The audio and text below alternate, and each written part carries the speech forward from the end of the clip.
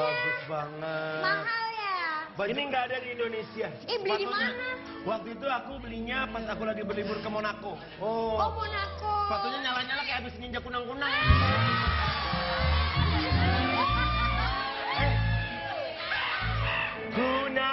Kunang. Ada lagi lagu. Mendekatlah padaku. Kunang. Janganlah malu-malu. Oke. Lagunya bagus. Bagus. Iya.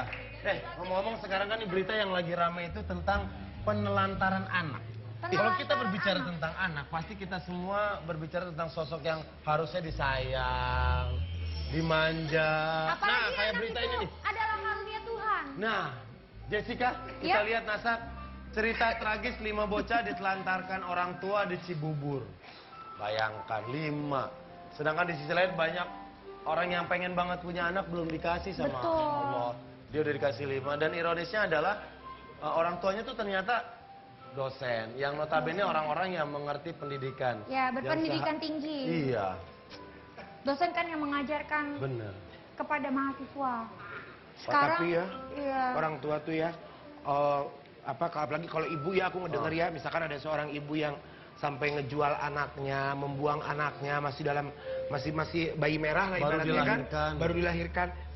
Yang aku pikir gini, dia mengandung 9 bulan setengah mati, hidup nggak enak ngapa-ngapain, melahirkan pun norma maupun sesar pun Antara hidup dan mati, nyawa taruhannya terus dengan semudah-mudahnya dilempar ke orang atau ditinggalkan di jalanan atau di depan pintu rumah orang yang maksudnya atau dititipkan yang nanti akhirnya dia tinggalkan dan anak itu tidak mau mengakui ibunya padahal ibunya pas udah gede, ya Allah itu anakku gini-gini. Nah itu tuh yang menurut aku kemana pemikirannya pada saat itu gitu. Kenapa loh. bisa terjadi, sampai nggak ya? punya biaya pada situ kan aku pernah dengar nggak punya biaya sama sekali sampai anaknya dititipin ke orang, dia pergi karena dia tidak bisa membiayai, itu salah gitu loh.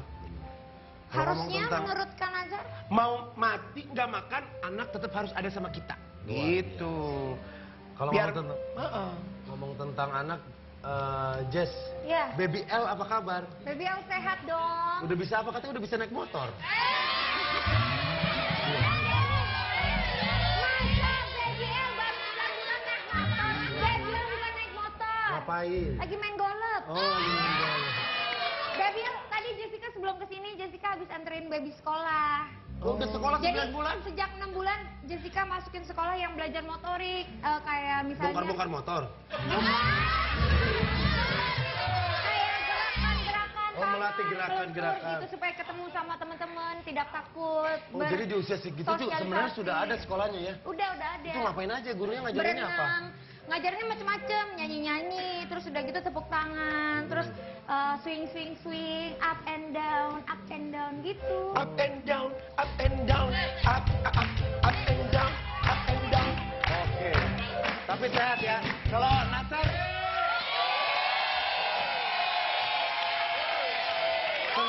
kita senang mendengarnya dapat kabar BBL sehat. Sehat. Iya Oh, dong. itu anaknya Kang Denny. Anak aku kemarin, alhamdulillah sekarang udah sehat. Kemarin sempat dirawat demam berdarah, tapi sekarang udah Sempet sehat, sakit. udah main lagi. Tadi waktu berangkat kerja juga dia udah seger, udah seru lagi. Kalau Nasar? Kalau Nazar. Oh kangen dong sama anak pastinya. Iya.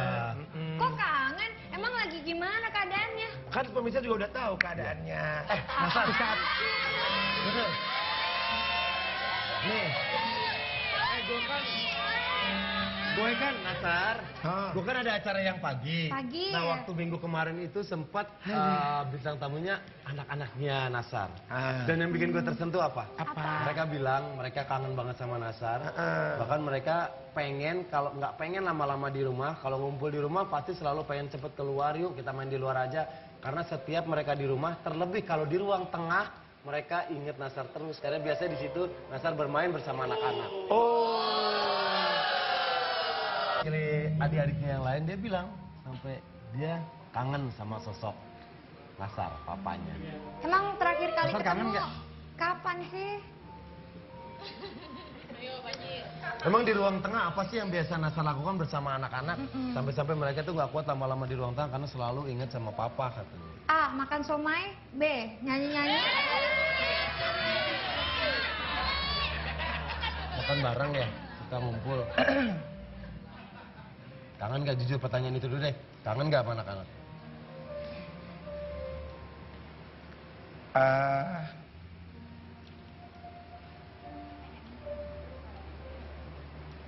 Papa. Sayang sama anak kan. Emil itu bawel banget. Emil. Itu masih kecil. Emil yang ada yang cowok ganteng. Iya itu ganteng banget. Itu kalau ngomong, papa, kangen sama papa. Kangen sama papa. Kangen. Itu lucu banget. Kangen. Buat anak, aku sudah pernah bilang, sekalipun harus nyawa aku yang aku kasih buat anak aku. Tapi aku juga harus jujur dalam hidup aku kalau aku hanya kangen sama anak-anak aku tapi tidak dengan ibunya. Kenapa alasannya yang membuat aku menjadi seperti ini? Terserah masyarakat. Terus terang aku sebenarnya sekali lagi ya, saya waktu itu pernah menegaskan di berbagai macam acara, tetesan air mata saya karena saya mengingat anak-anak saya. Karena saya cinta saya sama anak-anak saya tidak bisa diukur dengan apapun. Tapi sebenarnya kapanpun anak-anak mau ketemu saya dengan welcome sekali. Semuanya mau ketemu aku dimanapun, kapanpun aku akan ikuti. Tapi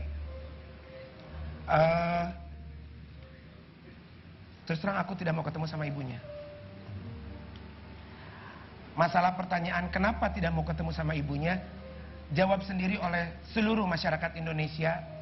Jawab sendiri. Lelaki, imam, sampai berlaku seperti ini, itu pasti ada alasannya yang paling kuat.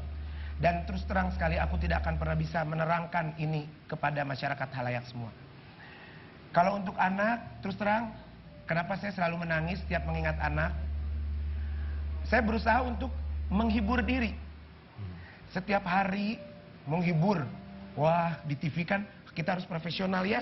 Harus kelihatan, orang tidak mau tahu kita sedang apa dalamnya rapuh, apa dalamnya lagi hancur. Tapi orang harus melihatnya ceria.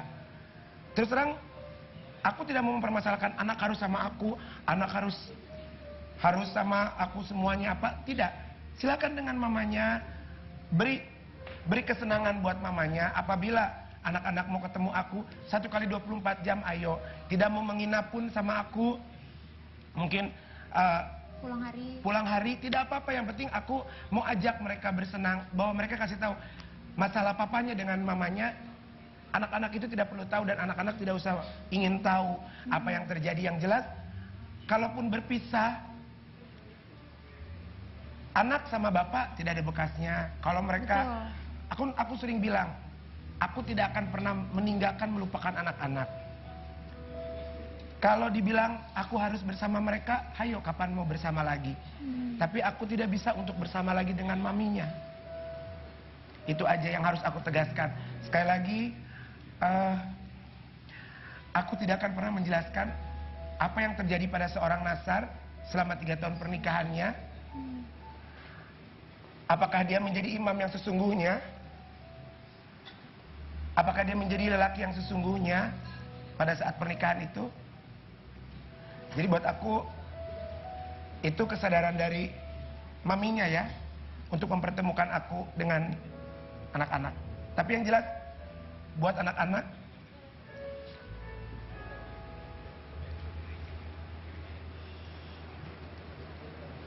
apa yang mau Nasar sampaikan buat anak-anak? Seandainya ada yang lagi pada nonton nih. Satu pesan, hormati ibu. Hormati ibu. Hormati ibu.